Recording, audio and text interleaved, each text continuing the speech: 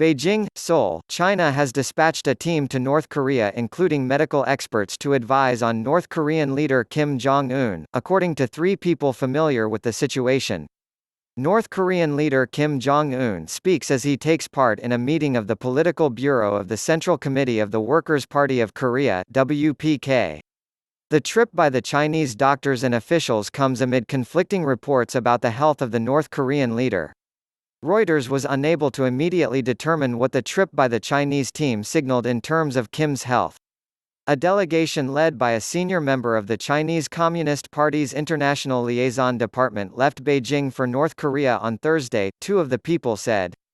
The department is the main Chinese body dealing with neighboring North Korea. The sources declined to be identified given the sensitivity of the matter. The liaison department could not be reached by Reuters for comment late on Friday. China's foreign ministry did not immediately respond to a request for comment late on Friday. Daily NK, a Seoul-based website, reported earlier this week that Kim was recovering after undergoing a cardiovascular procedure on April 12. It cited one unnamed source in North Korea. South Korean government officials and a Chinese official with the liaison department challenged subsequent reports suggesting that Kim was in grave danger after surgery. South Korean officials said they had detected no signs of unusual activity in North Korea. On Thursday, U.S. President Donald Trump also downplayed earlier reports that Kim was gravely ill. I think the report was incorrect, Trump told reporters, but he declined to say if he had been in touch with North Korean officials.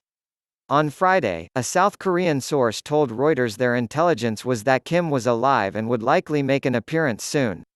The person said he did not have any comment on Kim's current condition or any Chinese involvement.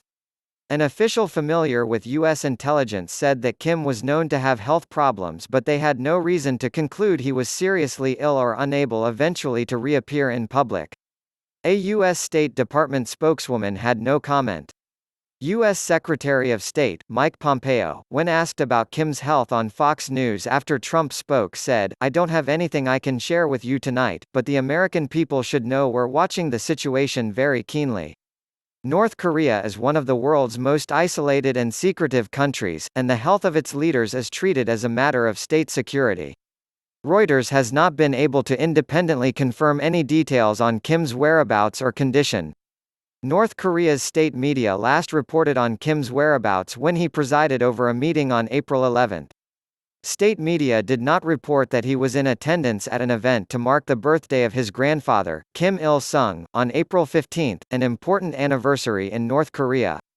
Kim, believed to be 36, has disappeared from coverage in North Korean state media before. In 2014, he vanished for more than a month and North Korean state TV later showed him walking with a limp. Speculation about his health has been fanned by his heavy smoking, apparent weight gain since taking power and family history of cardiovascular problems.